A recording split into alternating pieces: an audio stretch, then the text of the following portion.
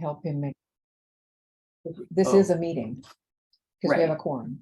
Right, but it's not, the agenda wasn't noticed or anything, and we're not making a decision. Yeah, we're not making a decision, just talking I through. did, put an agenda out. But it wasn't it just to talk to McKinsey people? Right. Yeah. So we just got to stick to that.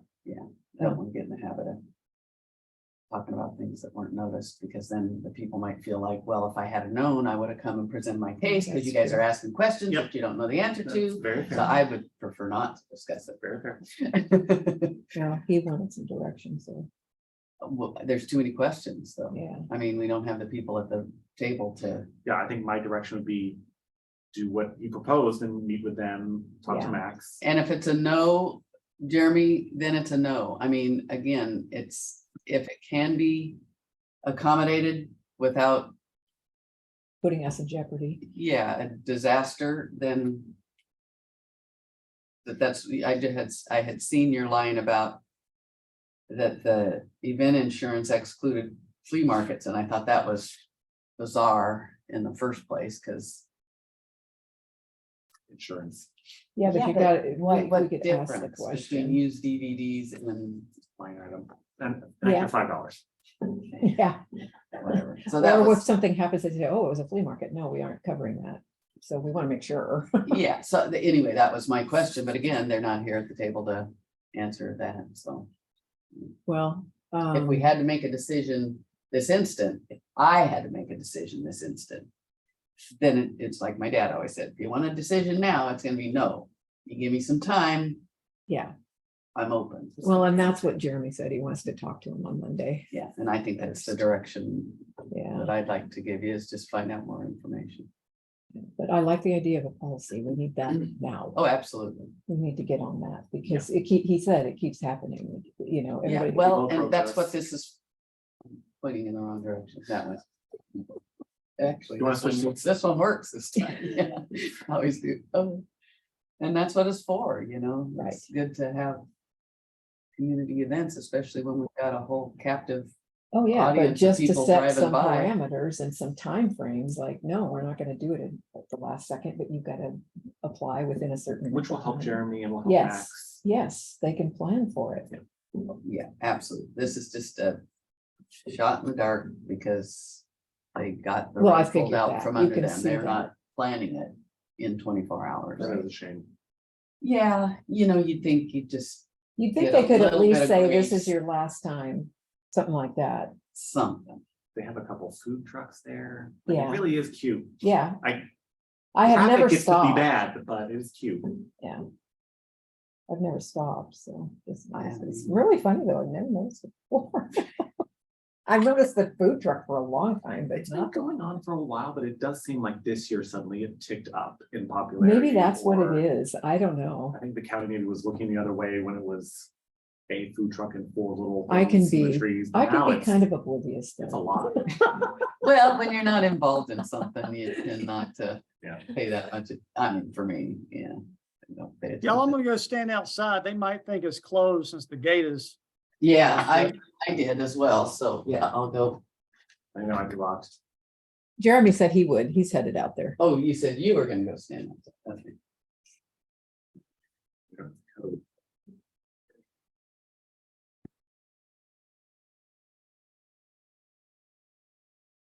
But as you pointed out in meetings, you don't have a child in school anymore, and so we're always looking for things to distract Susu. Like, hey, let's go on an adventure. Yeah. Let's go do this Especially thing. outdoor Exactly. on a nice Yeah, day. yeah. Yep. And I Only just was reason thinking we with stopped. all these people. Oh, well, there's nothing wrong. There I because just they're have gonna it. have music, and I thought, you know, that's it. But I know full well, I know we. I mean, it's not like we haven't done something like it before. We kind of know what the deal is. I think Jeremy just wants to make sure and then let's get a policy in place. That this isn't. Because he said it's happening a lot. Yeah. People think they can wait until a week before. Well, they didn't know there was a No, I know this process, and it was case. only one. so I know this case Sure, is yeah. different, but he said he consistently has people trying to do things at the Yeah. last minute, so it'd just be best. It'd be best to have. it Come on up with the a website. policy, yes, Point and to then it, put yeah. it out. That's where Eugene's is, and that's where I found out about the event insurance. They even put the link Oh, on that there would for be- the event insurance, so it's not on the city and, That's pretty handy. yeah. And when we first do it, we can publicize it in the bridge so that everybody, just put it out there and say, okay, this is the policy for using the parks. Yeah, or here's where you go to Yeah, something like that, find it but, out. yeah. Let's make that use of the bridge. Yes.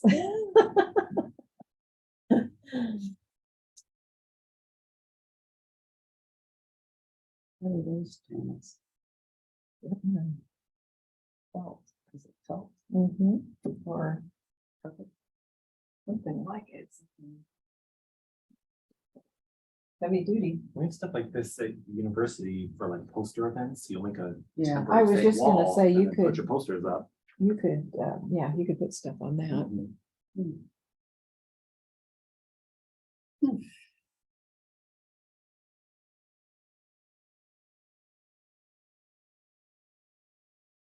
Glad to see at least Conrad at the legislative session still doing business, so to cancel it, that's a good reason. I follow a couple Twitter accounts from Oregon reporters. It's just that nonstop. They are churning through bills in Yeah. Salem right now because Well, the deadline is Sunday. So Okay. part of it was, there was a big lag there. right. So exactly. So I'm not surprised he got called back. Yeah, I mean, I think that's good, hopefully. And then you should be available for the end of it. Are you excited? Are you all excited to pump your own gas? What? I was Is- raised in California, I that pump my just own pass? gas for. If assuming the governor signs it, it Will. passes both the House. I'm sure she will. Well, It's does an that option, mean- it's like grocery stores where you have self-checkout. Oh, and So you like- can do it if you want. There'll be half of the pumps will be self-serve and half will be served. I don't care. I I prefer know- not to. Process. Yeah, I prefer not to, just. I was to- just gonna say, I've gotten lazy, but I grew up Yeah. in California, I always pump my own gas, and you do it when you go to Washington, so. Yeah. Okay, the first time we went on a trip to my friend's college in Idaho, I didn't realize we'd gotten across the border. I sat at that gas station Oh, for 5 minutes. I've done that in California because I've Where's gotten, everybody. I've gotten so used to it that I'll sit there and go, Exactly. Gail, you're in California. Like, hello? Pump your gas. People get out staring at me. Yeah. I think it's funny, so half the pumps, and that's funny. Make such a big deal out of it, I just don't get it, of all the. I mean, important because I things. love self-service grocery, you know. Yeah, I haven't, It's I fine. can't, I'm I haven't done it, fast and but I'm organized. I have my debit card in my Right. pocket. I don't have to do this whole thing and, you know. When you only have a Quick few people. items, it's very handy. my daughter-in-law, who works, and they have 3 little boys.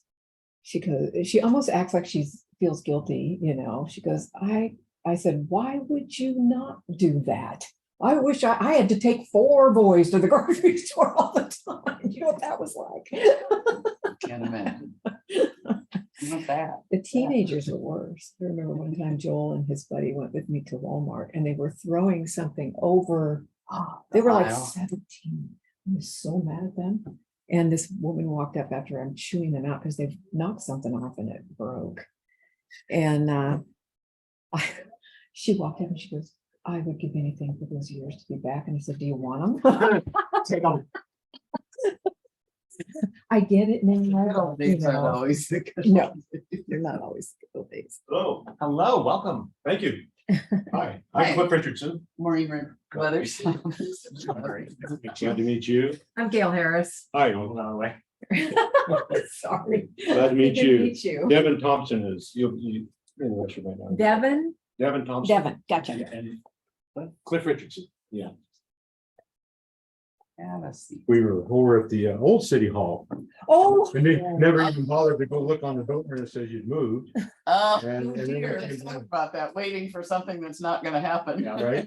Yeah. And then we came down, and so we made it down to the old sports store. I know Lowell a little bit. I know a lot of people over here. Coached against Lowell for years. Ah.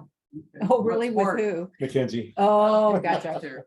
Yeah, when was there's that? been times Lowell's run us out of here. Well, how long ago was that? Well, I played, I grew up at Mackenzie, so Uh-huh. I played, you know, against folks here. My dad played against folks here, like Oh, Mark, yeah. the old Parks family. Yeah. Oh, Come on in. And then I coached up there since Hey, seventies. Devin. Oh, okay. Hi. Well, my kids were playing in the eighties and nineties. So I probably coached Here against at them at Lowell, some point. yeah. How you doing? I'm Gail Gail. Harris. Nice to meet you. Where would you like? to- It doesn't matter. Okay. And Jeremy is online with us Wonderful. Next door. next door. In the room, right on that one. Well, I will grab, just so you have it, my business cards for you. I wish Representative Conrad would have been able to make it. At least they're back in session. I was that's gonna a- say, we were So just that- saying We that. said so that's a good. That's a good thing. That's a good problem. Here's my fancy business folder clip here. It's very. It's like a money clip. I love when guys wear those. And I Thank don't you. have a card. And maybe we can have one for Jeremy. Yes. Great, thanks. Welcome. Mhm.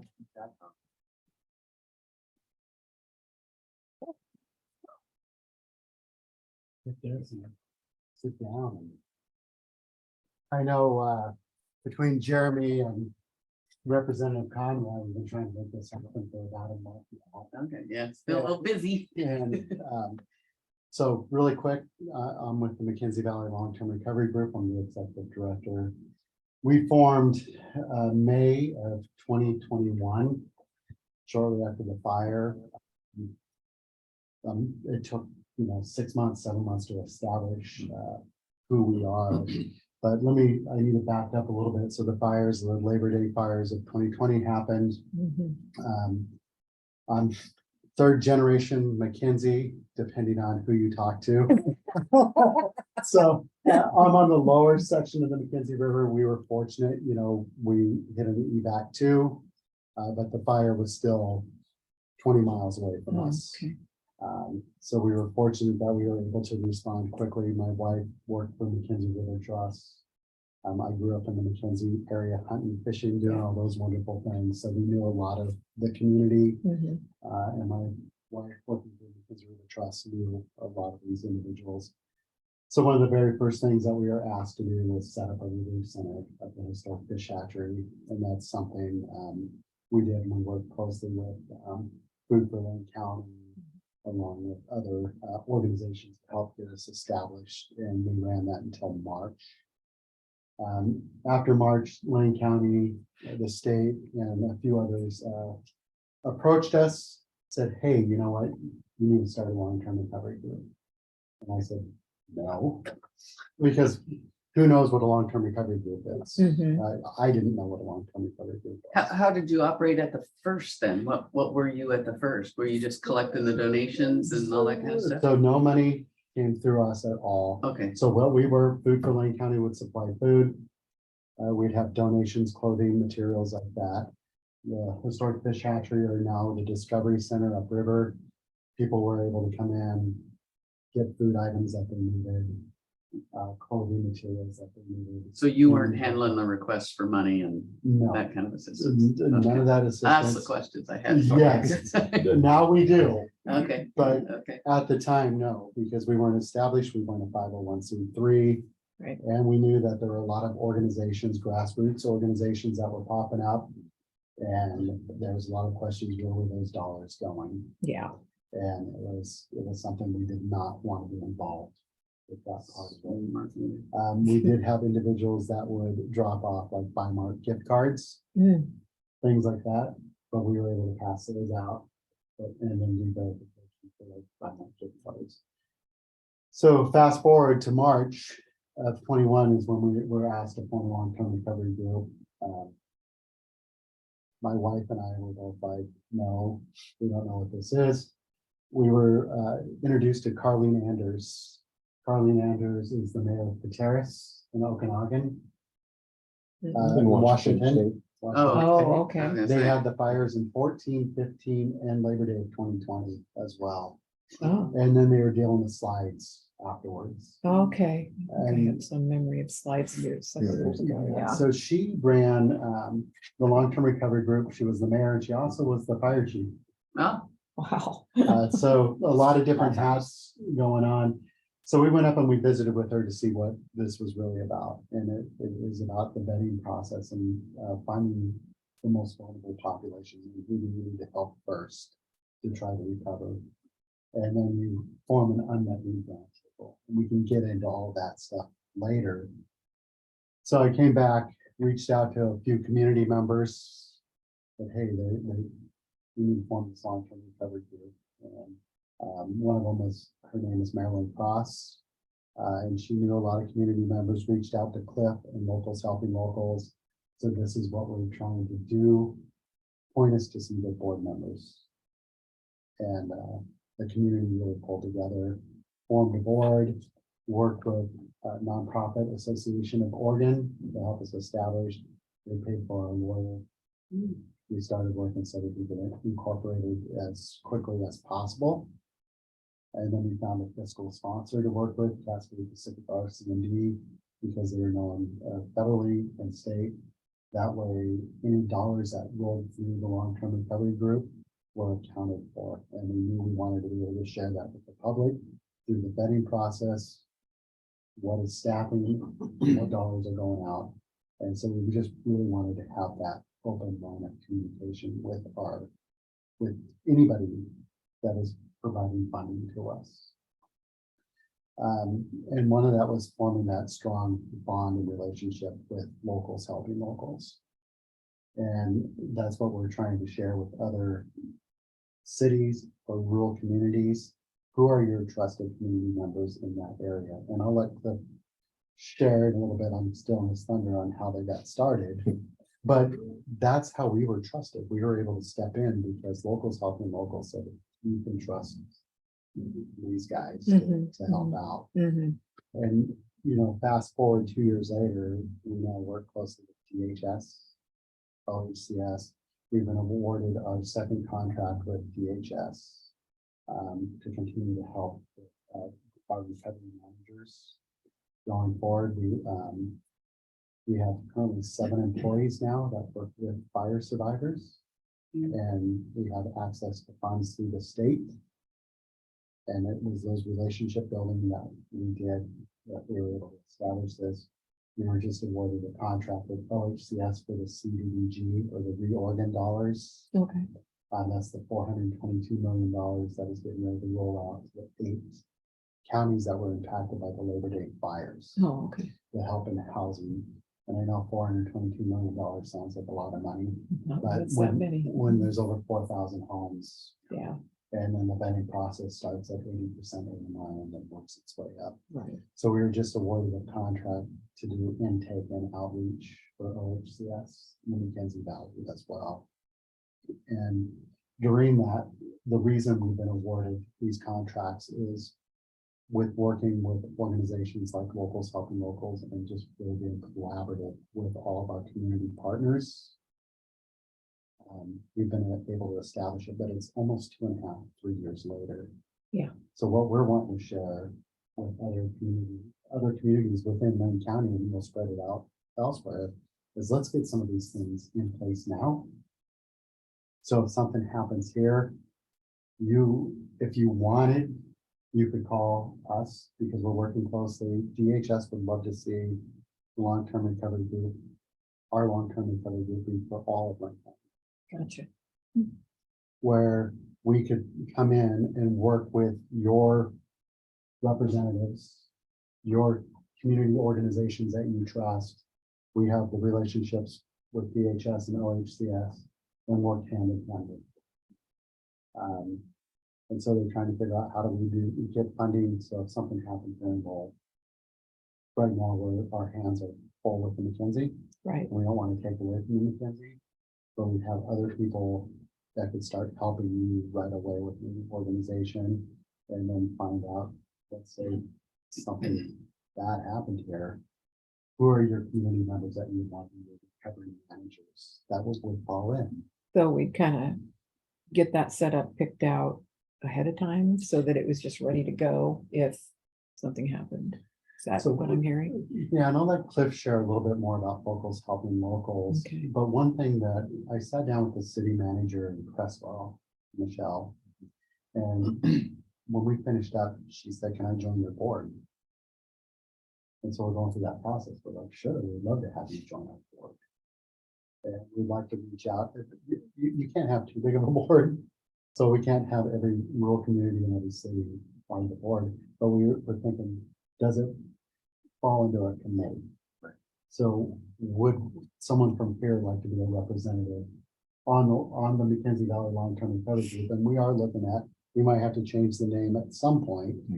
Right, Because because right it now wouldn't be people- just McKinsey, It's not right? just Mackenzie, Right. but then you're active. You can see what's happening in the monthly meetings. You can see what's going on, the relationships that are building, and if something happens here, we can help out wherever we possibly can. And I know Representative Conrad wanted to be there, but wants to see this thing through as well, along with other representatives like Pam Marsh, Representative Evans. But before I speak any more about the long-term recovery group, I take up the whole time because I can get on a soapbox and I apologize. I'm gonna pass it over to Cliff, because Cliff and what his organization did was instrumental in helping form the long-term recovery group and building that trust network throughout the community. Well, Mackenzie Locals Helping Locals, and it's kind of been short to Locals Helping Locals. And I'll back up to the day of the Holiday Farm Fire. I live just above the school, up at Mackenzie School. Oh, And so at 8:30 that night, we lost our power. At home, and we'd been getting smoke from the Detroit fires and such so we had everything shut up. And so we decided, well, what else you gonna do? We get the lanterns out and play chess all night. Yeah. So we went to bed. Well, 12:30 that evening, next morning, I should say. Somebody was trying to knock my door down, and so, we all live in rural areas, so I jumped out of bed and really do battle. And it was the deputy sheriff, and he said, you need to go, and yelling at me, you need to go, get out. And I said, what's up? And I walked out and almost 360, we were surrounded by fire. And so you've been at Mackenzie High School, and you can envision. Yeah. Yeah, It wasn't up behind our house. I bordered National Forest land, so it wasn't directly up behind us yet. But I live a mile from Blue River itself, but I could see the glow. So it was just my wife and I and our cat, and so we gathered everything we could, threw everything we could in the pickup in the car, and we were the last one off the hill. There's 7 homes up there on the hill above the school. And when I got to the bottom of the school and I looked up at the track up there, it looked to me like it was on fire already. And so we got down to the junction of Mackenzie Highway and Blue River Drive, and the fire personnel there said, we're trapped. We can't go east or west. We're gonna hunker down, and we'll hunker down a quarter of a mile east from here. And he says, do you know where? And so in my mind, I thought the track was on fire. I'm thinking we're gonna be literally sitting in Mackenzie River with a fire truck.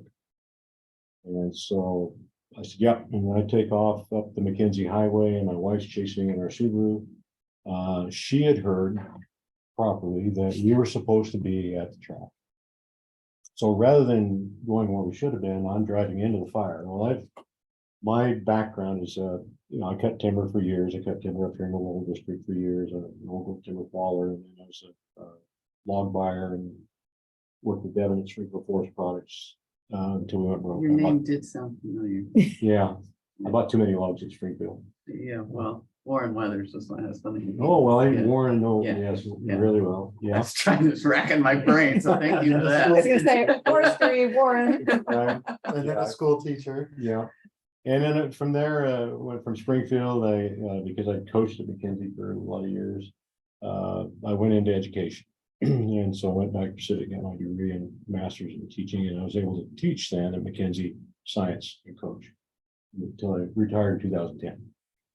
So I know Pat Todd real well too. Oh, gotcha. He just retired. Bruce He Colvin, just retired, I yeah. coached against Bruce. So like I say, but back. So I knew, having fought fire previously, that I was doing this wrong. I was going into the fire rather than going away from the fire, and but I was looking for that spot with a fire truck along the Mackenzie, and I got up just above, about where Lazy Days is, or on the Mackenzie's, above Blue River. And the smoke was so thick, and we've been dodging stuff in the road. Both sides of the road were totally inflamed. And fortunately enough, the smoke was thick enough that, and then it kind of breezed, I saw the tree just in time to slam on the brakes and slammed into a tree and broke out my windshield right in front of me. And that stopped me, fortunately. Yeah. So it was actually good. It was a good thing. So Connie came up, running up alongside, said, "We're supposed to be at the track," screaming at me. I said, "Oh, okay." We turned around and went back. Well, the highway at that point was hot enough that you could smell the rubber on our tires. Mhm. Blue River was totally engulfed. And we got back to the track, and so about 40 of us, I think, spent the day there trapped. With fire personnel, I literally running their fire truck around on the track. And Talking about the track at the school. the track, the Aaron McGree Jones, where we hold the district championship Oh, meets and okay, such. gotcha. Lowell comes over every year, off and on. Mhm, So it's just a quarter of a mile east of the school mhm. Yeah, okay. there. So we're all in the center, in the infield, surrounded by fire. And fire truck running around us, and the fire did come inside and burned underneath where we hold the Woodstock Chain Festival annually. We pruned those trees up so they didn't catch fire, fortunately. But I tell people, we were facing north and the winds were coming southeast on us because of the ridges. It was like somebody welding right next to you. Sparks going through, and just, you know, you could hear the explosions, you could hear, you know, the propane, ammunition, whatever was going That's off. You know. dramatic. And so, you know, we just sat there and we had to write it out, had no choice, but we were in good hands. The firefighters that were with us were trapped as well, and so some of those had staged at the school, thinking that the school was going, you know, being a wooden structure, that was going to be the first to go up. We heard it did. Yeah, everybody A long did, time, and yeah. same with Goodpasture Bridge, I'm sure you heard it Yeah, went up yeah. too. And so, well, you know, having said that, you know, not knowing what was going on, and we heard that, well, they may try to airlift us out. That's the only thing I was disappointed in, actually, that Blackhawks didn't come in, we didn't get a helicopter. But, we were in pretty good hands, so, the fire gave us, or that infield gave us a defensible space. And so, 3 o'clock the next day, we single filed down the Mackenzie, following fire personnel and deputy sheriffs that were with us. The deputy sheriff there played baseball for me, so it's just like old home week, you know. Yeah. We single filed down to Mackenzie, and I could see, you know, I'm a third generation, so all the, like Prince Selfridge's home place was gone. Mary Ellen Wheeler was on board with me. Frank Wheeler's place was gone. My home place where I grew up in Vida, the last vision I had of it standing was the fire was coming down the ridge, and I could see the house, and I knew that it was gone. It would be gone the next day. We ended up in Springfield, yeah, for a couple nights in a motel, and then over in Coburg, graciously, somebody offered their home to us for a week. So it was myself and my wife Connie, Mary Ellen Wheeler, and her partner, who's my brother-in-law, Wade Schofield at the time, and my other brother-in-law and sister-in-law, Connie's sister, and the 6 of us were staying there. And so, just listening to the reports for what was going on. I came out one morning out of the bedroom, and I said, you know, we gotta do something. And they all looked at me like, well, what? And I don't know either. So none of us had lost our homes, fortunately. We did not lose our homes. The firefighters that were trapped were able to, because I'd logged my back acre, and so that gave me a defensible space, but fortunately, the other 3 homes were not lost either. We lost 2 right across the road from us, burned right to the ground. It's almost like tornado. It's so Exactly. weird how it Yeah. works. And the fire blew right up our canyon, up Cone Creek and towards up the mountain, but we were able to defend our home. Yeah. So I said, well, what, do you know, we need to do, and just, you know, and so as we sat down right there at the kitchen table, literally, you hear the kitchen table talk all the time, but we did. And that's where Mackenzie Locals Helping Locals was spawned. And And so we knew that we just couldn't build homes for people, but we could maybe raise some funds to help. And so that's what we started doing, was contacting friends and neighbors and what's that, we want to do this to help her. So we started getting in some donations because, and we formed the organization right there at the same time. And it was important to us that we lean on the experience in the valley. So that meant generational. My family, like I say, was third generation. Mary Ellen's is actually 4 generations there. And so we started picking and choosing, who we might be able to represent our organization as we went forward. So Steve Schaefer came up. He's a professional river guide up there. He's married into the Helfrich family. He had a certain clientele and certain people that he could relate to. Mine was in the logging industry and such as that.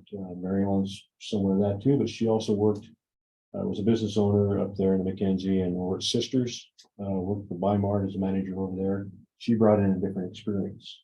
John Shama was a retired businessman, lived on the lower end of the valley, and that's the other thing we tried to do, was geographically spread our people across the McKenzie Valley.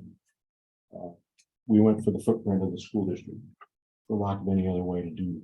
So that went from just below Labor Dam up, which was the fire footprint too, pretty much for us. John lived down on that lower end, so he was a retired businessman. Jeannie Fager was one of them, and she's a retired business person up at Rainbow. Melanie Stanley was, you probably heard of Melanie, seen her on TV. She was the store owner in Blue River, the so-called unofficial mayor of Blue River. Very vocal. If you don't know Melanie, she's very, gets her message out very very well, literally. But she had also that contact with all the different people that came into her store. Some of them were low-income people, some of them were transient people, some of them were not transient. So that was a different clientele for us. And better, they knew how to contact her. They did, Right. and they did. They relied on her. They trusted her. Lacey Joy came in a little bit later. She was the grant writer at McKenzie School, so the school was represented that way too. And she's just a very, very sharp lady. And then we figured out, and we started meeting. And so so we started amassing this money. We started giving some money out. The first event we had was at the school, where we brought in toys that were donated to us, gift cards such as that, because our families and neighbors were all down here in the valley, not at home. They just returned barely home. So we gave out free toys and clothing and gift cards to families in our district and such. And that went over very well. And it just kind of grew from there. We started meeting with county officials because with the COVID, we had the double COVID fire incident. The county officials said, well, we can't come up, we can't meet, we can't do this, we can't do that, but we can do Zoom. And we said, hey, time out. Our people don't do Zoom. Right. Not only are there some of them senior people who don't understand basic computer skills, they don't do Zoom. They're not going to do Zoom. And plus, we don't have electricity, by the way. Yeah, I was gonna say. Yeah. And electricity Or would be a water, major issue. Or they're Yeah. not home, or they're in an Homes, RV. Yeah, So, if for Mr. Nice County, yeah, nice try. So, if you want to be effective as a county organization, you need to come to us. And so that was a labor to get them to come. We said, we can facilitate it. We know the people. We know how to get them out.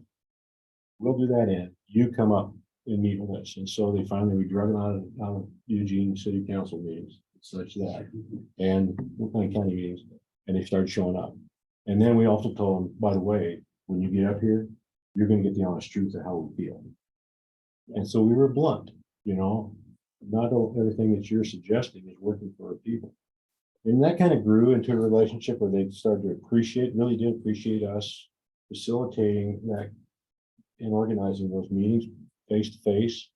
And they found out they didn't have to fear us so much. And it really was a fear, I think, the factor that fearing the rural people. Sure. Um, You're armed up there. we're armed, and, and we Well- don't look like they do. I was just reading an article on urban and rural divide, so it's That's funny. I was about to read that.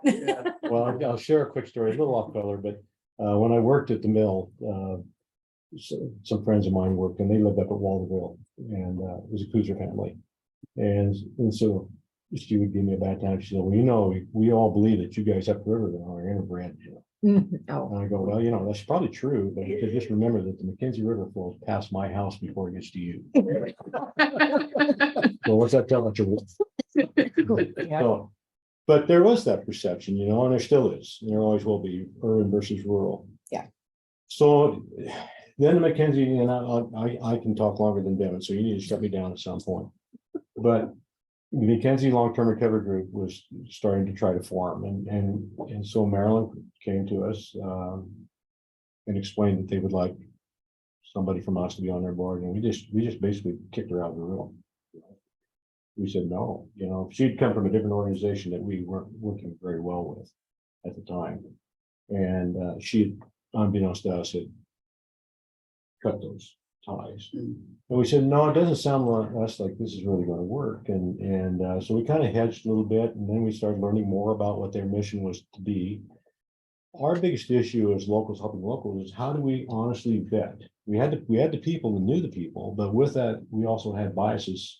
You know, because we're like a family up there, and you probably are here too, we all fight.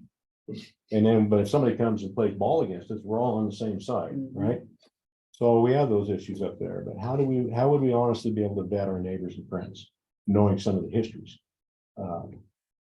If we were gonna give money, right, you know? yeah, So we needed to have that back, and we argued about how we do that effectively and honestly.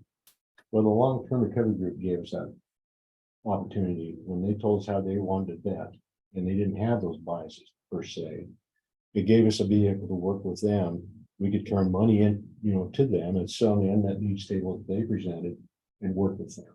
so that gave you that out of having to do that with your neighbors, somebody It did. else, yeah. It did. which is Not that we perfect. couldn't still and did, No, but yeah, I understand. there was other ways we could help. Tricky that could be, Two, then we had to look at how we became a nonprofit. And so we first partnered up with with one organization, one said, well, you can do that. We'll be your fiscal sponsor. You give us all your money Right. and then we'll disperse it. And we said, no, that's not why we're here. 6-8 weeks later, you might find a check, yeah. Yeah, or we might, you know, they might spend it and do something, you know, no, that's not what we wanted to be a direct conduit to the people. Mhm. And then listen to them too, you know, and get their opinions and then share those out. So that didn't work. So we went to the, one of the churches up there, and they offered, it said, well, it sounds like your mission is similar to our church mission. We'd be glad to be your fiscal sponsor until you can decide to become a nonprofit or, you know, fiscal sponsor. And so graciously they did, and then we did, it was our desire, because, you know, quite frank, if you're seeking money from different organizations, be aligned with the church, not always the Right. best politically speaking, Right, and they recognize that. too. right, yeah, So there's no insult either way. And so we built it out from there, and then we were able to, and we found out, the long-term recovery partnered with, let me back up, we did go ahead and file for our nonprofit status, so we had got our 501(c)(3) nonprofit status. Right after that, then we learned that they had partnered with Cascade Pacific R&D, and that they offered a lot of different services that would help us too. So it was kind of tricky maneuvering, but we were able to partner with them in the long run. So we now are partnering with Cascade R&D, Pacific R&D as well, For the fiscal agent. for the fiscal agents. And with that, some of us had also worked with the Ford Family Foundation prior on some community projects up there. But they also will recognize Cascade, CIVAR, and CD. Those type of relationships had already been formed, so it was a natural fit. And it's just gone from there to where we now sit. Our members as members, also board members of the long-term recovery group. We're on the, you know, locals helping locals, but we're also sit on the Oregon Solutions team that was stood up by Governor Kate Brown. We've been a vocal voice on that. We've been a vocal voice at the county meetings before the commissioners. You know, they recognize locals helping locals as they valuable in the community. Our thought was, how does this work for communities like yours? And that's what Devin and I were here to share about is, and if I need to stop, you stop me. Nope. it's worked well for us up there. Not to say that we aren't still learning. 'Cause none of us are professional at this, so we're still learning. I'm an old timber faller. I'm not a politician. But I want to help our neighborhood recover. But we go from recovery to resiliency and to being stood up prior to the disaster, because everybody was focused on the big one off the coast. When what slipped in our back door on all the fire in other communities as well. So our thought is if other communities could stand up, people that know their community inside and out, have some experience dealing with their public, have the trust of their public to some degree. Now, not everybody trusts me up in McKenzie. Probably for good reason. You know? You are a timber fall. Yeah. That's what happens when you live there so long, you know? Oh, yeah. So I get that. But I can still talk to the guys that don't get along with me and vice versa. And so if somebody had that in your own neighborhood, already stood up, looking at ways that you could partner with your neighbors, that would be your first line of defense. So if some disaster hit, you wouldn't have to rely on the county or the state or the federal. You know, it's nice to have Forest Service in our areas too, but basically their only mission is to take care of wildfires, not structure fires, that sort of thing. But we could have other disasters, slides, floods, windstorms. We've all suffered those. You know, we had Snowmageddon here a while back. Yeah. And on the McKenzie, and you guys could too, parts of the world, up Fall Creek, Little Fall Creek, Yeah, Woodbury, recently. you guys can all get, Taken off. and you could get stranded.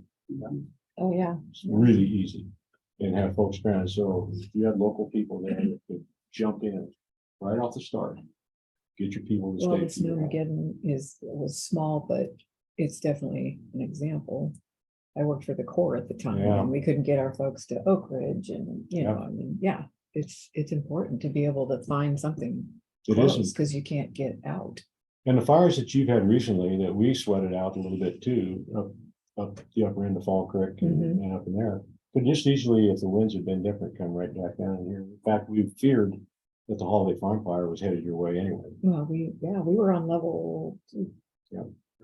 Well, and even 58th in Maine, I mean, they were evacuating Yeah. elder health there. But I got kids down on 35th and they were Mhm. looking at excavating. Oh, yeah. Excavating, that's my other past. Evacuating. Yeah, he's Yeah. construction. I was in What Washington calling my son, put this in the trailer, put this in the That's trailer. And for us, our board, you know, we're working closely with locals, helping locals, and, you know, they're gonna stay their own identity, but they're gonna be a program of the long-term recovery group. Because if we all collaborate together and we're under, well, I once said under one umbrella to OCF. Oops. Yeah. And OCF went, that's good, but it should be under one, in a boat. And you're all in the same boat together. And I'm like, okay. So that's the Sounds good. questions I have. So, because we got Sandy Am Canyon and there's a whole, so I am assuming that they all have like relatives are from Lowell or Lions up there. Yep. They all have the locals, helping locals is the grassroots. And then do you have a counterpart in that area or are you seeing that They this, have their own long-term recovery group. okay, so it's grassroots, long-term recovery group, and then are you thinking of taking it one step further, more statewide or countywide or region-wide? So we're McKenzie Valley Long-Term Recovery Group of Lane County. Okay. Of course, at some point, we talked about it, you know, people right now here in McKenzie Valley, and they think you're only on McKenzie, but we're here to help support all of Lane County. We work closely with the So commissioners. you're looking and more our- Lane County kind of Yeah, thing, just Lane because of County, jurisdiction at this time. boundaries? Yeah, Yes. at this- but within Lane County then, but probably excluding the coast. No, we would like, No. wherever we can help out. And this is something that even from our state representatives, they're watching this model and they're talking to us. And Right. when I met with, I meet with Jeff Gilbert again on Monday, who's with DHS. And they're helping fund some of this. He goes, I want to hear how this meeting went, just like the meeting with Cresswell. And how we're expanding this and how we're building partnerships going forward, because it's not, this isn't an organization that I'm coming to Lowell and said, hey, to be part of this organization, we need $10,000. Yeah, usually that's it. Yeah. Just writes a check and, yeah. No, so. Well, there- that's why I there's- ask about the coast, because the needs there, I'm from the coast, it's different, and they don't identify with the valley. That's right. Even though the jurisdiction goes that way, sometimes that's not always best, especially because we're not in the same community, whereas we, in the valley, we at least have some common Yeah. Yep. geography, if nothing else, and so that's why I was asking, it's very hard when we do these things to structure it so that you can get the locals helping locals and yet still be responsive, even though, because there's a big, you talk about urban, rural, coast, valley is another. I agree, And I was in the Coast Guard, so I get it. I was. and I've got relatives that grew up on the North Fork, the Siuslaw. And so, and they've been there for a long time and they own property on Mercer Way for years. Those are the kind of connections, and I think anyway, that the mayor of Mapleton, Mhm. I think I No, worked not with the her, mayor, the or superintendent. the superintendent of the school. I think I worked with her dad in the woods. And I think he flattened me up here at McKenzie on the football field years ago. That's what I'm saying. I about know the- those connections are Mhm. valuable. They're very valuable. And I think if you, that's why I'm just up at Oak Ridge on Wednesday for this right now, Oak Ridge on Wednesday. Up there for an emergency, Preparedness training. yeah, preparedness training. And it was something that I learned through the long-term recovery group. And so I went up, a couple of our folks went to Florence on the one that was down there. And it was excellent. But besides getting that valuable information in that conference, I was able to reconnect with some of the people up in Oak Ridge. And so I was talking with Sarah Alderman Pope up there. Maybe you know her. I think she's, I feel like I've heard the name Poe. yeah, she might be the mayor of Oak Ridge, I'm not sure. She is in some leadership capacity. I worked with her dad in Brush, obviously, and so, but in talking, they're interested in talking with us too. On what's happening on the Mackenzie, and my thought is too, if you can get these rural pockets of people that are standing up their own locals, helping locals. And then have some sort of collaboration, whether it's through the long-term recovery group, which is a natural place to do. That's going to give our rural communities a heck of a lot better voice.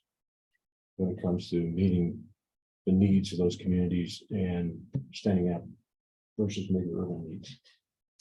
Have you thought about fire district boundaries versus city boundaries? Because there's a lot of county in between cities, but fire districts all butt up against one another. So the school districts are happen to be Yeah. about the same boundary.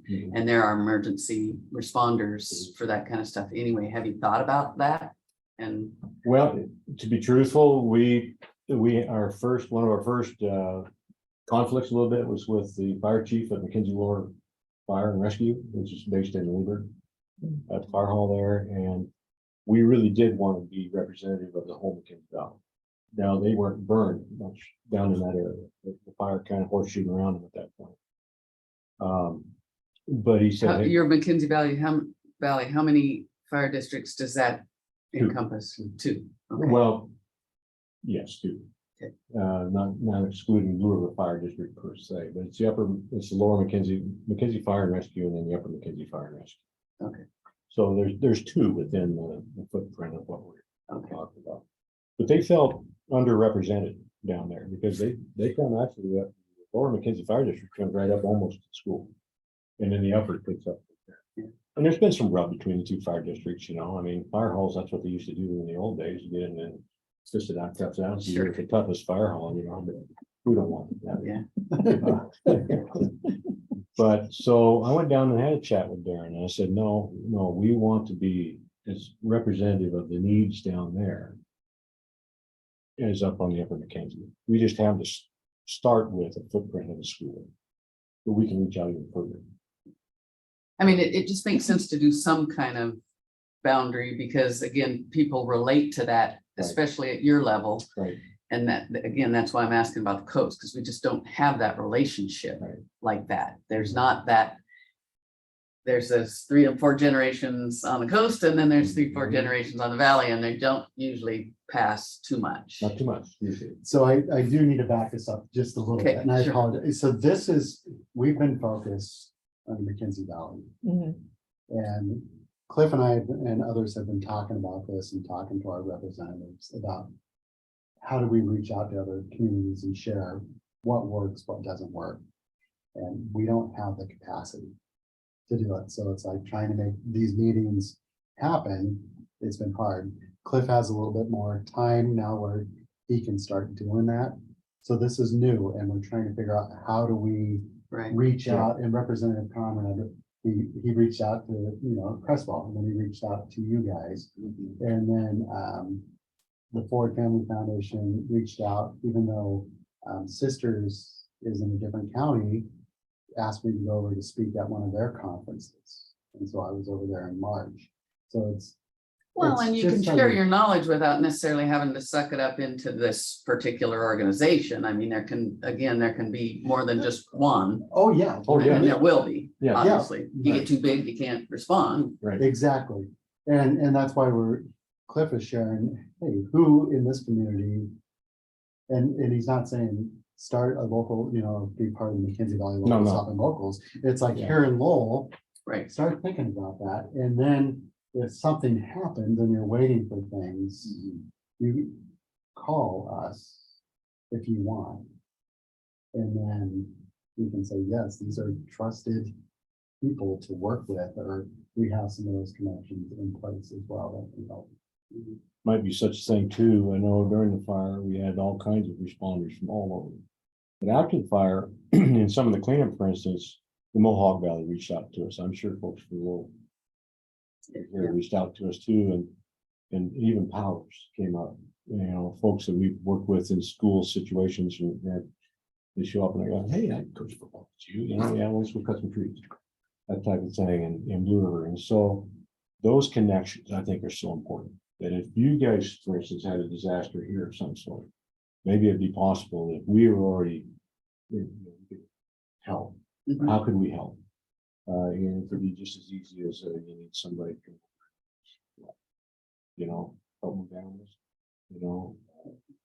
supplies, water, whatever. And then because the Mohawk Valley did the same thing, they said, "What can we do to help?" And so they stood up some. Yeah, because you food need supply. some, on one hand, you need people within your boundary, but to a disaster, you need somebody outside your boundary Exactly. that's not affected. And what we seriously found that help. the Red Cross was fantastic, but we went down to Thurston, quite frankly, went down there and there was a lot of people that were not fire survivors. Right. They were jumping in on the. Yeah. I heard that. It always So happens. where do you think we should start? You're not suggesting we start a locals helping locals. Well, Is that what I heard you say? Or It's strictly up to you guys. Okay, I mean, okay. just. Nothing, I think you were saying, we were not that we would join your. No, goals, but okay. No. I that we mean, do something proactive. we're just suggesting that That's this is what I what's mean. worked for Something us. proactive, so there was at Yeah. least some people in that mindset ready to go if we needed to start. If we need to If stand up we a if we group. needed to stand up a group. Yeah. And- Well, and this what- is, sorry. go ahead. And what we're offering is if we're not saying you're committed to join a board, but if you would like to be part of the board or part of the committee and listen to what we're working on or listen to local self and locals, you're welcome to come and see what works Yeah. for you, what doesn't work for you. And that way you're not trying to reinvent something if something happens. Well, that's it. Yeah, Yeah. that's great. Not making the same mistakes that you unfortunately learned the hard way, Well, because yeah. it's one of those things, if you had to do it over again, here's some things I wouldn't have done. Right. That's what I was gonna say. There's a lot of value in, Yeah, because you don't just need people who are willing to help you. You need people who know what questions you should be asking. Exactly. What you should be triaging first. That's right. So having that kind of experience, unfortunate as it is, Mhm. can help other communities. Yeah, For instance, we're looking at, looking into the future, water tanks. Devin and I both sit on the Alder Farm Fire Funding Committee that is allocating dollars towards needs Mhm. in the fire recovery. And one of those things we've identified is we need more water tanks scattered up and down the community. Strategic because, it's, you get up to McKenzie and there's a place what I call the Narrows, which is Beneke Doris Park up to Finn Rock. Where the Mhm. narrows in and you're Mhm. narrow and then you get up to above Finn Rock and, you had glacial action. Wind it out over. Well, but we could have a slide, we could have anything that would cut off and maybe on both ends, cut off those portions. So what kind of emergency supplies, help do we have there for our residents in that area? Or if we get blocked on one end or the other. Right. How do we, because we had people responding with many people from Sisters and Redmond and Bend in that fire coming over that way. Mhm. And actually, it was easier for them to get Right, through. because than they could those get other- there. I We was could gonna get through. say, yeah. Well, and we've been trying to work on emergency management around here in Lane County for 20 years or more. And it's a new effort, and that's part of my thing is like, we need to have an inventory of that stuff. We're lucky that we have a helicopter pad up here and a airstrip. Yeah. Nobody knows that, except people that have been here for 50 years, Yeah. you know, and so, but that list, who's got backhoes? Yeah. You know, all that kind of stuff that Mhm. helps when you're trying to get through. Yeah. But we still haven't done that, so that's something, have you done that in your area? Can I jump in real quick? Yes, Jeremy needs to go in Oh, 3 minutes, sure. so Jeremy, if you have anything you wanted to add or questions, I wanted to make sure you got a chance. Thank you, Jimmy. I was about to jump in and mention that. But I want to thank Devin and Cliff for coming in. I am going to have to jump off at 2. I have another call to take. But the point I was going to make was exactly what you're talking about as we work through these emergency management meetings with Lane County, with Oak Ridge and West Fur and Lowell, part of the same group, is that is the number one issue that we've identified, is identifying our local resources, because if something does happen, we're going to be isolated, and it's going to be up to us as a community to work together on that. So that's a great point.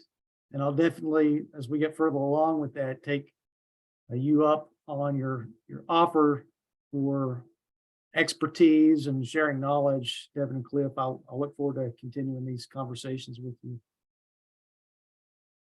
Thank you. thank you. Another thing that's happening after the fire, Darren Busey, who's the fire chief at McKenzie Fire and Rescue, he was able to secure funds to build a disaster logistics center. So they just broke ground this week. Wow. Made out of concrete? Yeah. Well, what we found, even concrete, when it's 3,000 degrees, Yeah. doesn't matter. Doesn't Doesn't matter. It doesn't matter. But so they broke ground on this, and it's being built, and they'll be able to house and feed, it'll be cots and sleeping bags, 150 people for 3 days. Wow. And so they broke ground on that, and Darren's like, I want to reach out to other small communities too and share, what I'm doing, because of the importance of having this now in place. And he's offered the keys to the Forest Service to everybody. They'll have it stocked with different fire hoses, other things. People can come in and just grab what they need and go.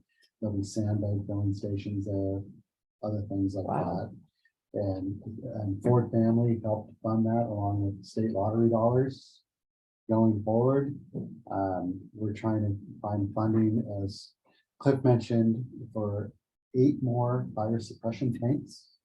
Here, I'm not sure if you have fire hydrants or Well, not, in town we do, but not out But- on Fall Creek. but with your fire department, the one thing Darren shared was every time I have to go to the river to pull water, hey, if there's trees down or anything, we can't get to it. And it takes 3 personnel to pull from the river. Where with the tanks, it's 1 person, Right. even though you pull this truck, you can fill it up, get going. We do have a little advantage with having the lake. Right. And more reservoirs. Right. Yeah. So that's an advantage we have, but it's not always just fire. Right. And doesn't do us a bit of good when it's wind, Yeah. you know? And for us, pushing the tanks up the valley, and there's an Emerald fire station. For instance, it's the Holman Guard Station, is what they call it. It was dedicated by the Holman family for that purpose.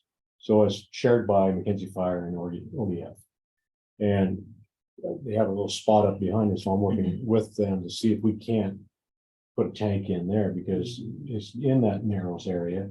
There's no water tank there currently, so they have to go to the boat ramps. So let's just say you do have disasters, who's in your way to get to the boat, get through there. Plus you have to travel.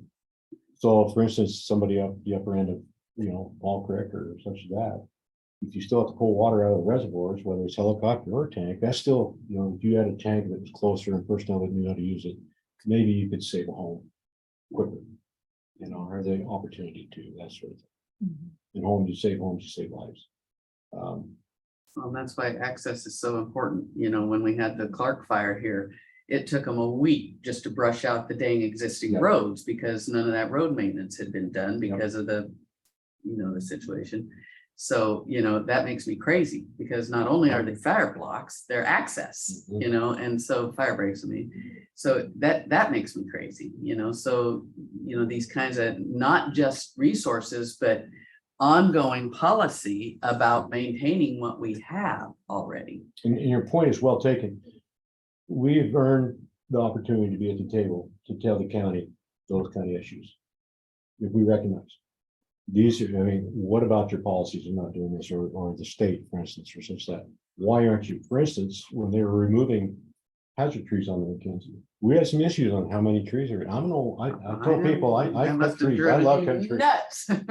But not every single tree needed to be marked for cut. And the arborists that were coming from Florida. Yeah. They've never seen a tree this tall, so we had some issues with that. And we were one of those voices that, Yeah. so we can do it, but it's, Which is again, but part of the resources is not only equipment, but what you led with, it's the people, That's right. because that's, you know, and. Yeah, you consider cowboys to somebody that isn't of the area, but you know, it's very helpful. so Jeff, or What's it, excuse Brian? me, Steve Shakers took Jeff Zeller, who's with Fish and Wildlife. Oh, I love that. Yeah, he's Steve great. took Jeff down the river and said, here's what we're talking about.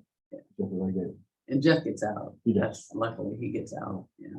And so they listened, you know, so I think we had an impact on some of that, you know, as well. We don't have a problem if it was endangering people or structures such that are the highway. No problem, you know, we need to take it, but some of that stuff we need to be watched. So. And one of the other things I take a lot of pride in, with all the work we've done together and collaborated with, we're one of 2 NGOs that sit on the advisory committee for OHCS now. Yeah, I think So, that's great. so it's those relationship building that we're trying to do in collaboration with other organizations that, you know, together we're strong. As a single, you know, you're not gonna accomplish much. But if we're all working together, And have a blueprint that can be modified, obviously, Yes. because the Yes. things, Because each but community is it's different. still a process that you go through and the caveats. I learned way more from I was the youngest child. I learned from their mistakes Yeah, more than yeah. I learned from Yeah. my experience, you know, at first anyway, so, I was, Yeah, that- I was a guy making mistakes. I had 2 sisters younger. yeah, They didn't learn a thing. yeah. No, I'm just kidding. Sisters. I was the oldest and Yeah. fortunately. they- Older brother always runs it, so that's good. But that's the kind of stuff that I think we really can partner with and then, you know, really learn from one another, because that's what it's gonna take, you know. Well, this is exciting because I think while we want to work on the county stuff, this is much more. Gives us the ability to work on it ourselves in our own, Yeah, you know, in our own it can do area. both. Yeah, we can do both, but this is important. I think this. But is it's a- not just a list that then goes to somebody that's in an Exactly. office that is not gonna be here when And they don't, yeah. it doesn't- disaster strikes, exactly. yeah. So this is, If I could be just blunt, the county hasn't got a disaster plan. I know. oh, I know, and that's why we, So frustrating. We've Yeah. taken 10 runs at it. 20 exactly, and we're years, and doing I- it again right now. But Right. that's what I mean. This is, this Jaded, but seems so if much we have this more. kind of, Mhm. you know, Yeah. momentum and reason to do it, not Mhm. just because of some funding out of DC to Right. get to the county, because that's not gonna help us. No, no. As you know. No. They need to get their act together, but we need to have our own ability to do so. this I'm is- a firm make a lot believer of sense. that that's the strength in rural communities, and you go, I mean, we all know, if you go over to Eastern Oregon, especially, you know, you got a ranch that's 10, 15 miles apart over there, they still believe they gotta take care of that ranch first, and they gotta know how to be resilient and Mhm. strong, and our rural communities need to do the same thing. We get more Exactly. people moving out. Yeah. And the urban areas are, and less capable of taking care of themselves. Yeah. So those that have been around a while. A little called out, but. Nothing personal. I know, I'm lower You than mean you. well. We'll Well- drag you along into this. I was gonna say, I came from Sacramento. you know. My mom came from San Diego and then she moved into the McKenzie Valley in the early forties. She lived there a long time. She Mhm. passed away at the age of 80. As we told her just before she passed, Mom, we might call you a native. Well, I say that here. I've been here almost 40 years Yeah. and there are certain gatherings. It's like, well, I'm still the newcomer. At least I was born in Oregon. Yeah, Like- I wasn't. And if you have a community event or anything and you'd like Cliff or both of us or somebody to come No, that's, just talk or share anything or share experiences. Sure. yeah, We're more than absolutely. welcome. We got I, an active Grange, and so, that may be a program that we do at some point, and combine it, because it's like a, oh, what do you call them? Not a job fair, but you know what I mean, when you bring in different people from the different areas to say, talk about a piece of it, Yes, yes. Disaster preparedness.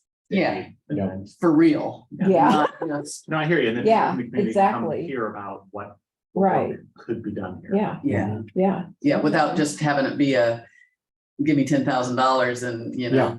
We're not asking for a No. penny. Yeah. We're not. I- No, we get yeah. that. We get that. We appreciate it. Yeah, And I it's- really love the idea.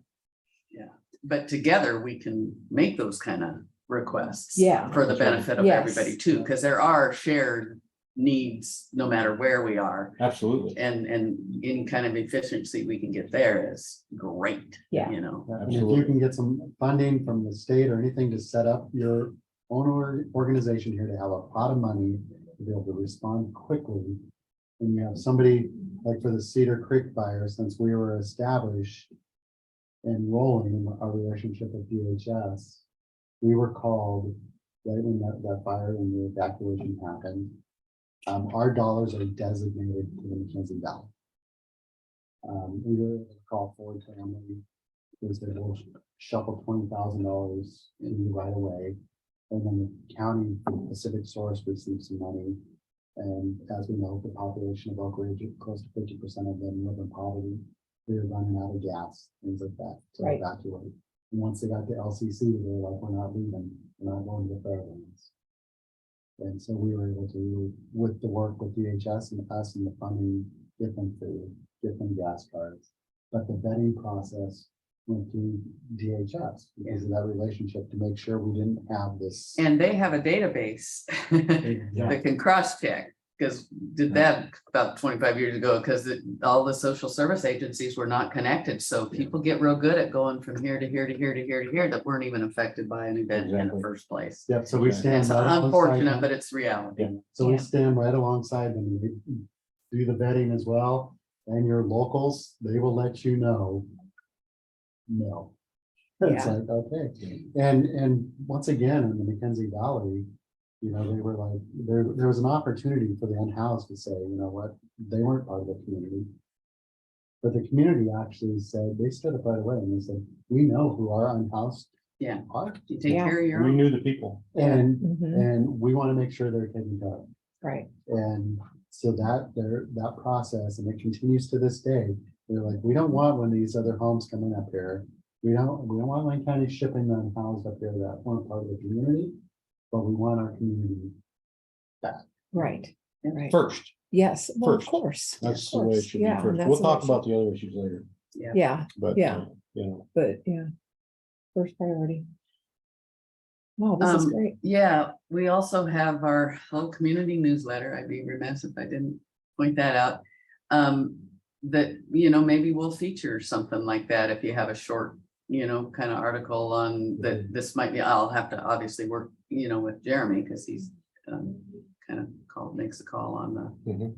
city related stuff. So, but that can be another thing when we get around to, having you out Mhm. for some kind of testimony Mhm. kind of thing. I think those are really valuable when a person who's lived it, Mhm. can talk about it. Of course, we got a lot of retired Forest Service people here that are still, that have been here, lived here all their lives and Yeah. stuff too, that, will support those efforts and also bring that knowledge with them. I So, just spent 2 days up at Fish Lake. Devin's a part of the Friends of Fish Lake as well. A lot of the forest supervisors from here, as well as, around the different areas. Are all part of that group. And so we've been able to share that message the last 2 or 3 years up there as well, and almost in fact, I just got an email from one of the forest supervisors here on how can we help, So those retired Forest Service people understand too. Yeah. They network within their own organization really Right. well, especially when it comes to emergencies and such. And on the other hand, you have disagreements with it at times. Yeah. And legitimate disagreements. I Right. was in Oak Ridge Wednesday about the Cedar Creek fire, and there's some passion up there on how that was handled. And I have some Heard that thoughts on too. it myself. Having said that, there's still the agencies we need to work with.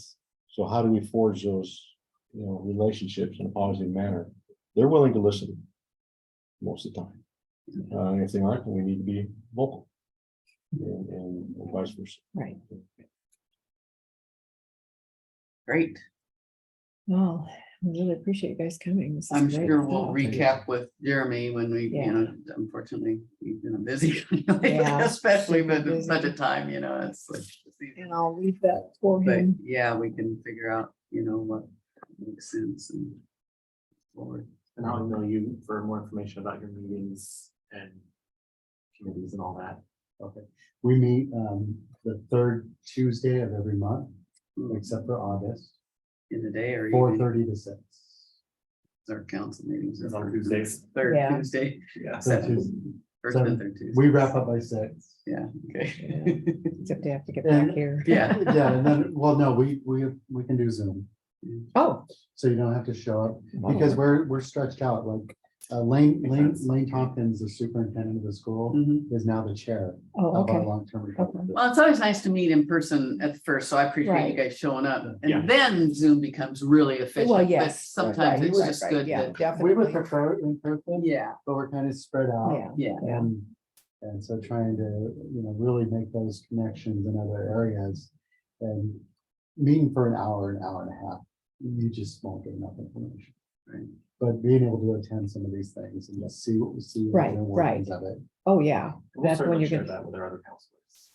yeah. And your relationship with DHS, I don't know, do you guys have a good relationship The with? school district has more of a relationship with Right. DHS than the city does. I don't recall any Yeah, relationship that either. the city has. As a matter of fact, when we tried to help folks here, we weren't able to get the information Sure. because privacy and such, so, but,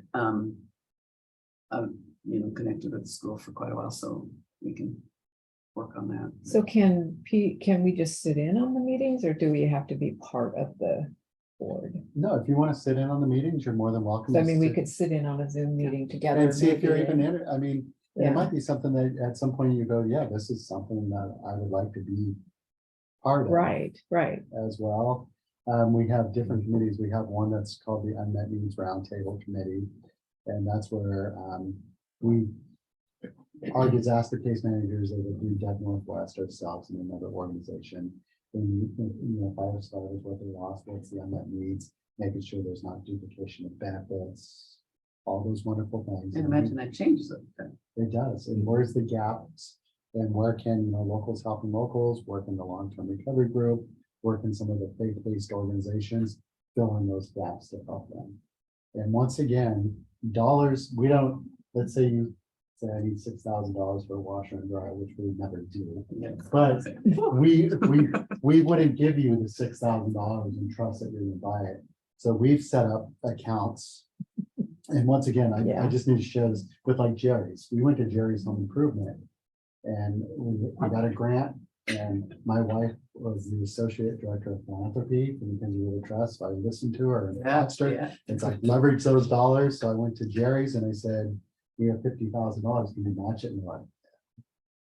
And they said, we can do 30,000. I'm like, great. So I still gave them 50,000, and they Mhm. called me back and said, oh, we can do 50,000. So we have $100,000 credit at Jerry's that's almost spent down. And then we went to Holly's home, the appliance place. Mhm, mhm. And so through the vetting process, when we help these individuals and we buy them materials or buy them these things, If they try to return them for cash, they can't. It goes right back into our account. But That's if, great. if somebody decides to sell it or something, you can't. stop I know, that. there's a limit. And then what we did too is I went to Kelly's and I said, okay, would I buy this refrigerator for myself? Yes. So for a family of two, 17 cubic feet is plenty. Okay, here's what we, For here's, if family you of need a four- fridge, this is what, the one you're gonna get. Exactly. Yeah. And then they can buy accordingly and get a You deal. wanna add on? It's a bit of a bigger, better product. So That's for up to us, if other people fund it, great, we don't. So if No, you that's want, perfect. if you. My husband was a washer and pastor. I never dryer, had cash. there was $1,900 for Or- washer and dryer. That's or right. paid the And we bill or had people whatever. come back that said, well, we want this $4,000 set. And then we would say, well, then you have money to buy a washer and dryer, Yeah, because DHS helps fund some of the dollars that are coming into us. And they have said the same thing, if they can buy that expensive an item, why are they? yeah, Why are they Yeah. table? right, I- exactly. And There was a lot of that after the Thurston shooting. People Oh, would yeah. come in and make the most outrageous requests. It was sad. so that's kind of the A vetting leather process. jet, black leather, I mean, a black leather. jet.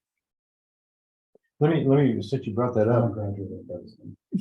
I was there when it happened, not in school. I just went past the school when it happened. I was headed for a timber sale on Cobra Hills, but having said that, we also are able, because of what we're working with the community and working in the area of behavioral health.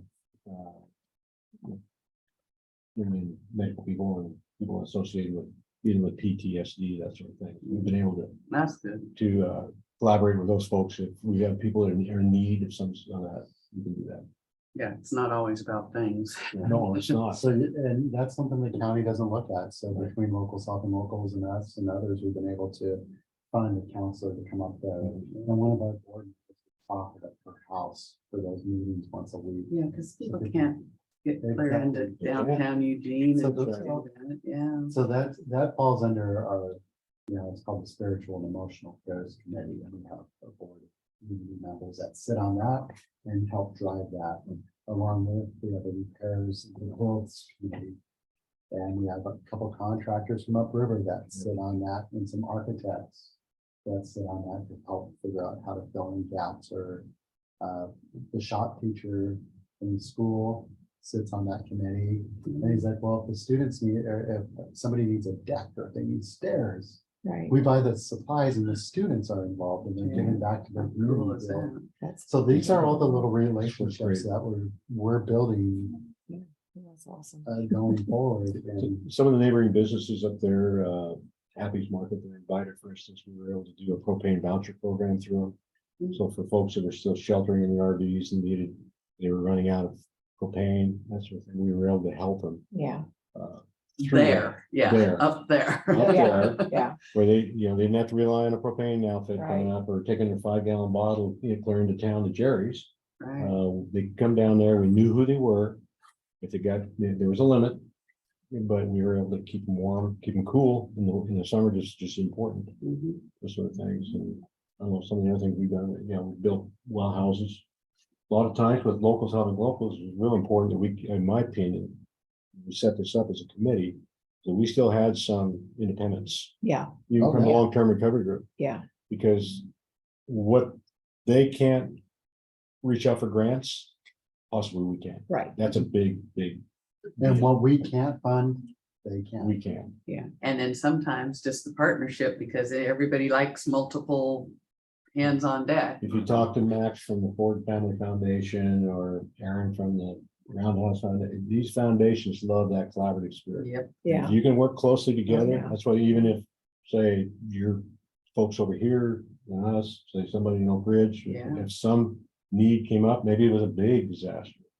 Maybe we could all pool together, and that collaboration is going to go a long ways towards the funders.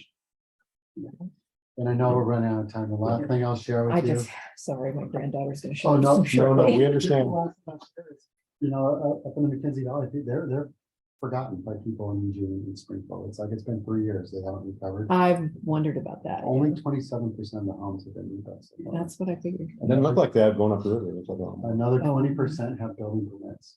And then you have 53% that, where are they gone? Well, we know 80 of the properties have sold. Okay, And now we've dwindled it down to 113 families. It's like, where are they stuck? Where are they? And not that these other people that have recovered or in the building process have assistance, but these ones, the 113 families or individuals, it's like, let's get to them. CDBGs, every week we're told the dollar they're gonna roll out, roll out. So hopefully they start rolling out with those dollars. If you have a stick built home, we'll go get you a stick built home back. right. If you meet certain criteria. And so just remember here, if something happens, people are gonna think, boy, you're, been a year, 2 years, 3 years, you're recovered. You're gonna have people in RVs, you're gonna have people in trailers. We still have 94 committed RVs and trailers in 20,000. We had that heat wave 2 weeks ago. And I'm telling you flat out, the county doesn't even think about it. And so it's up to your organizations to come up with heating centers, cooling centers. We're fighting to find emergency generators to go in certain strategic Yeah. areas, like the school needs one. The disaster logistics center have one, where people can get in, Right. cool off. Trailer, Oh, if it's 113 degrees and you even have your AC going, it still only cools it down 15 degrees. well, not only that, the propane disappears in 10 minutes, same Well, with heat. And it's an the same RV with is not heat. meant to live in. No, it's not. But, those They're roofs not. deteriorate in Yeah. the summer just as easy Yeah. as they do in the winter. Yep, And then wintertime comes. What happens in wintertime? Pipes are freezing, things are freezing, people can't get water. because they're not designed for that either. So, And so our very first thing when we formed was, we started working with a company called Airstrips. And buy your Airstrips to go around the trailers to help insulate these trailers.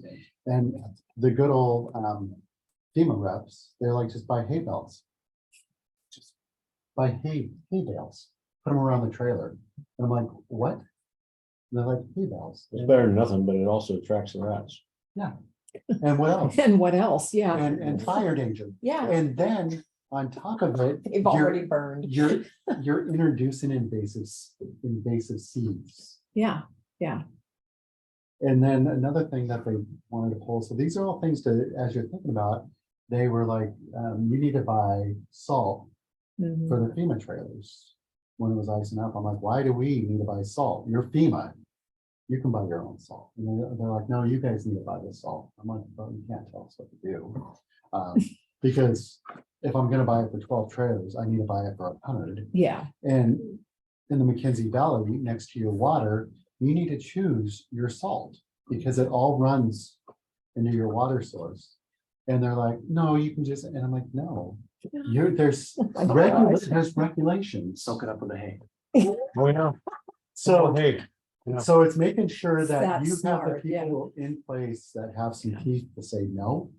well, yeah, During the Snowmageddon, it was one of the community members who took his plow out, Yeah. plowed the streets. That's right. yeah, So like, I love the idea of this neighbors helping neighbors, because I think there's definitely people here who naturally are inclined to do that. They just don't have the framework. Mhm. that's what I was gonna say. You So just I need love the this frame. idea. I do too. I know people in your community because I've worked with them over here that would be jump in a heartbeat. I've known them, I've worked, over here, Jimmy, Jerry. Yeah, and they would. Same in the Oak Ridge, that's why I say, we've got relationships, all these rural communities have relationships. You cut trees everywhere. We do, log and cut them, But this is, and we've rode the rivers, and we've done other fish, but this is the one thing that locals, helping locals and us have talked about is you don't need a long-term recovery group here. You need a locals helping locals. well, that's what it sounds like to me. Yeah. That's where we And, start. and then if That's where we something, start. And And see then where we you wanna make go with it. Yes. we yeah. make connections with you, and if something happens. If we something step in happens, then we. Because we reach have the out. connections with DHS and Yeah. we work with you and. I wish Representative Conrad was here, because it sounds like that's what he wants as well, Yes, right? Like, yeah. we start with the community and then we bridge it. Yeah, Well, and my hope is too, just because we're started this locals helping locals idea, is that we can learn from you.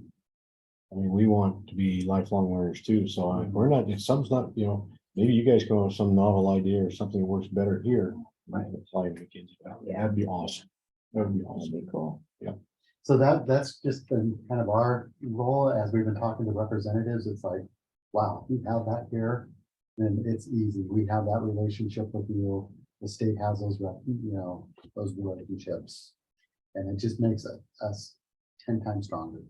And I don't want to be macabre, but it does feel like Lowell, I don't say the word is due, but we've kind of been lucky in what we've avoided over the last couple of years. And so doing this stuff now before the Yes. disaster. Well, that's what I like is we need to be prepared ahead of time, not when it comes. Yeah. We're not prepared then, Yeah. just And- reacting And we're not instead of prepared now, responding. so we need to do something. Yeah, We're not prepared at the McKenzie right now. We're still working on it.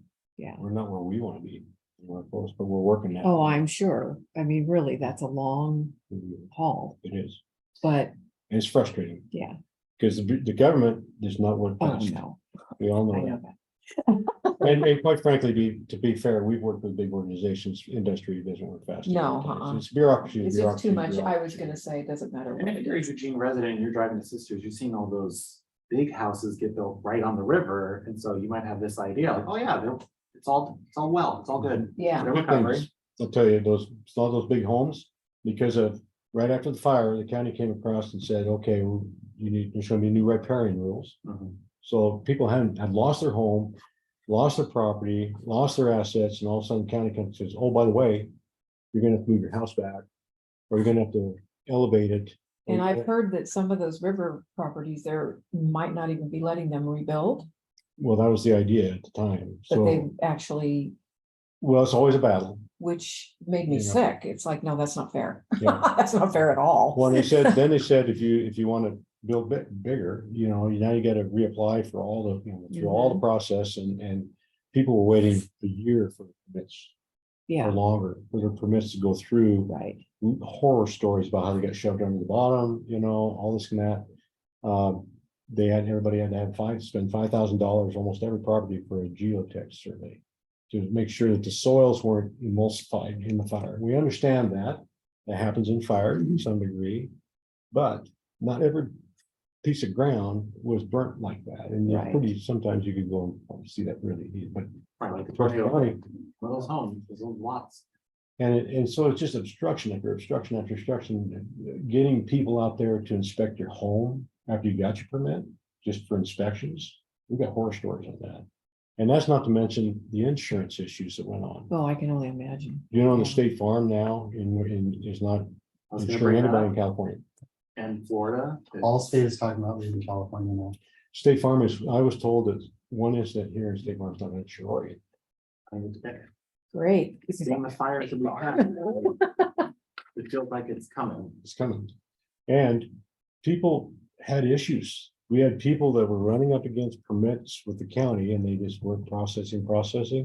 Their insurance money they spent on RVs or places so they could live, actually survive. Their money was going down out the door as fast as they had it. Then construction costs went, Yeah, real estate costs went up. And then the insurance companies told several of these people, oh, by the way, if you don't rebuild by such and such a time, you lose all your insurance. Talk about a mess. So we went to the insurance company, the locals up and locals nailed here, went and talked to state commissioners for insurance and such that we got some of that stopped. That's the kind of power you get if you can organize. Speaking of, you have my vote for county commissioner. yeah.